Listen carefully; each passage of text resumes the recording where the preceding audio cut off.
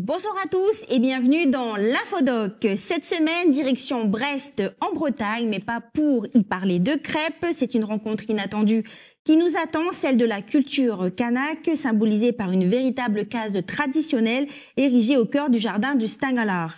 Un lieu breton, une case kanak et un film qui fait le lien, Case de résonance, un documentaire sensible et profond à découvrir le 23 juin sur Calédonia. Tourné pendant les émeutes de 2024 en Nouvelle-Calédonie, ce film nous emmène au cœur d'une case traditionnelle, symbole d'union et de dialogue entre les mondes. Pour mieux comprendre la démarche du film et les messages qu'il porte, j'ai eu le plaisir d'échanger plus tôt dans la journée avec la réalisatrice Colline Stanito-Yoleg. Voici notre échange. Bonjour Colline. Bonjour. Merci à toi d'être avec nous aujourd'hui en direct depuis le Cambodge. Alors, ton dernier film, Case de résonance, a été projeté en avant-première ce mardi au Legend Cinéma à Siem Reap. Ça a dû être une belle fierté pour toi, j'imagine. Ouais, tout à fait. C'est riche de pouvoir partager avec autant de personnes dans un si beau lieu, carrément. Alors justement, Case de résonance, c'est un film très fort, sensible, porteur d'un vrai message d'ouverture. C'est justement ce qui m'a donné envie d'en apprendre un peu plus sur ta démarche, sur ce qui t'a poussé à le réaliser et sur ce que tu souhaitais nous transmettre. Alors, pour commencer, pourquoi Case de résonance ? Alors, Case de résonance, le titre nous est venu parce que le centre du film, en fait, tout se passe autour de la case kanak du jardin botanique de Brest, en Bretagne. Donc, c'est un symbole qui a énormément de connotations. Et le message, en fait, passe à travers l'art, la musique, la danse, le chant. Donc, toutes ces vibrations, en fait, qui permettent de transmettre des messages et de communiquer et de dialoguer. Et ensuite, voilà, ce jeu de mots, case de résonance, pour rendre un hommage à tous ces artistes, ces guerriers de l'ombre, ces guerriers pacifistes qui transmettent des messages à travers des vibrations artistiques. Qu'est-ce qui t'a poussé à le réaliser ? Alors, j'ai eu beaucoup de chance. En 2023, j'ai croisé la route de Toan et Siwe, qui sont les musiciens du groupe Majas. On s'est croisés en fait par hasard dans la forêt à Lifou en 2023, donc il y a 2 ans maintenant. Et quand on s'est rencontrés, on a eu l'envie de se retrouver et on s'est donné rendez-vous pour une fête culturelle à Brest 2 ans plus tard. À ce moment-là, c'était pile poil les moments où les émeutes battaient leur plein. Donc c'est le moment où vraiment les divisions commençaient à se creuser. Il y avait une incompréhension immense entre les peuples qui grandissaient. Il y avait la haine qui était attisée, le racisme aussi qui grandissait du jour en jour. Et nous, on était témoins de tout ça à distance. Et ça nous a énormément affectés. On a tous ressenti à notre échelle et en fonction de nos propres réalités, de nos propres expériences, on s'est tous retrouvés très impuissants en fait par rapport à ce qui se passait.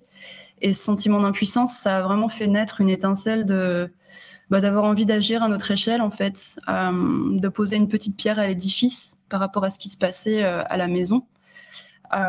Et en fait, on a voulu créer un espace de respiration, un espace de dialogue au pied de cette case kanak de Brest, comme un symbole vraiment de sérénité posé là au milieu d'un parc. Donc on a créé cet espace-là d'expression libre pour les artistes.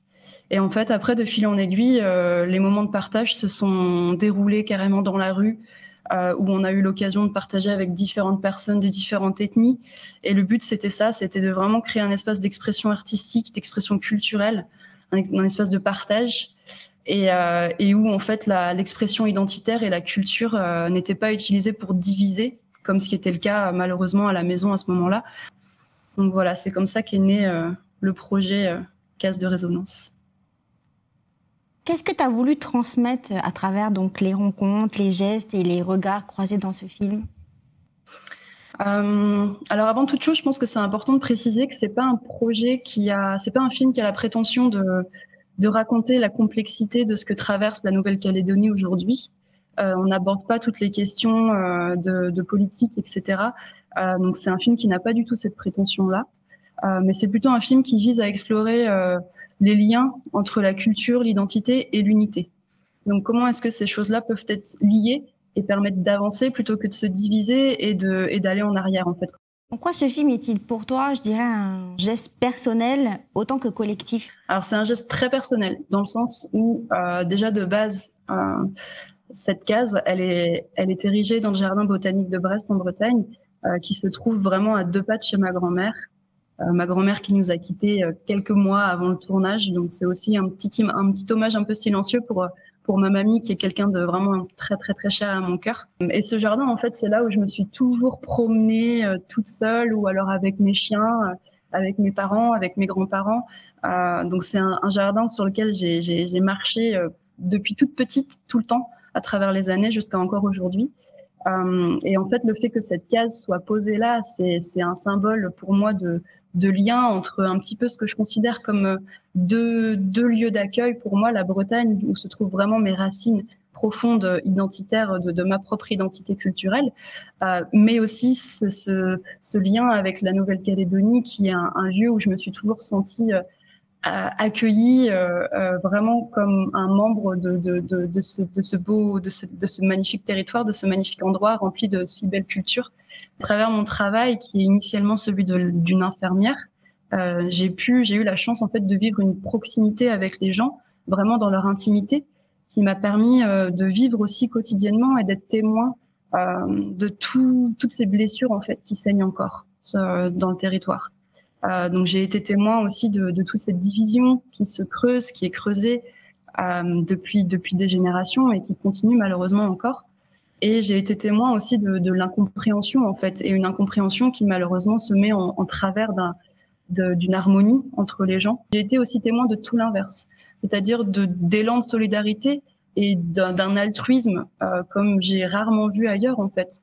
Dans un lieu, sur une terre qui est aussi riche de mixité culturelle, de voir autant de personnes vivre ensemble sur les mêmes terres, il y a aussi cette richesse qui est incomparable en fait avec d'autres endroits du monde. Ensuite, en fait, je pense pour une échelle plus globale, c'est un geste collectif dans le sens où c'est un film qui a vraiment pour but d'encourager à l'ouverture à soi et à l'ouverture à l'autre, au respect de soi, au respect de l'autre, et en fait de promouvoir le respect et l'unité. Le respect général, mutuel. Pauline, notre échange touche à sa fin. Merci à toi d'avoir été avec nous. Merci aussi pour ta sensibilité et ton regard. Alors on sent à travers ce film combien chaque image, chaque mot, chaque silence même porte du sens. Et justement, pour vous donner un avant-goût de ce voyage entre les mondes, je vous propose maintenant de découvrir un extrait.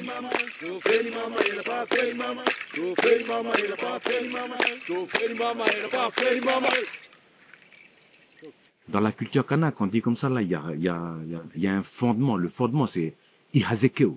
Ihazekeo, c'est divinité à divinité.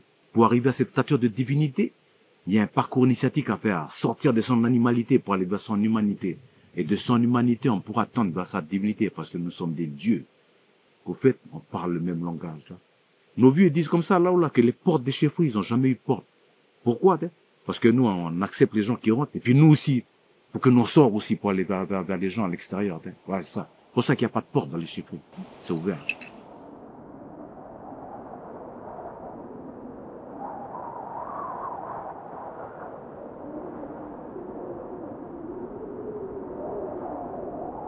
Des chants portés par le souffle des ancêtres, qui donnent force à ceux qui avancent et font vivre les traditions.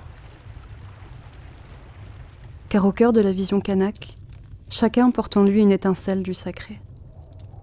Et si nous parlons parfois des langues différentes, l'essentiel, lui, est porté par la fumée, au-delà des mots.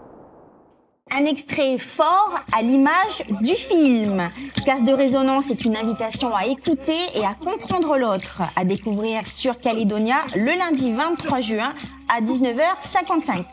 Et la semaine prochaine, changement d'univers, mais toujours une exploration sensible du lien entre les êtres. Avec Bernard Weber, auteur français à succès, connu pour son best-seller Les Fourmis, on part autour du monde sur les traces d'un animal aussi mystérieux qu'attachant, le chat. Un documentaire tendre et étonnant à ne pas manquer. Merci de nous avoir suivis et à très bientôt.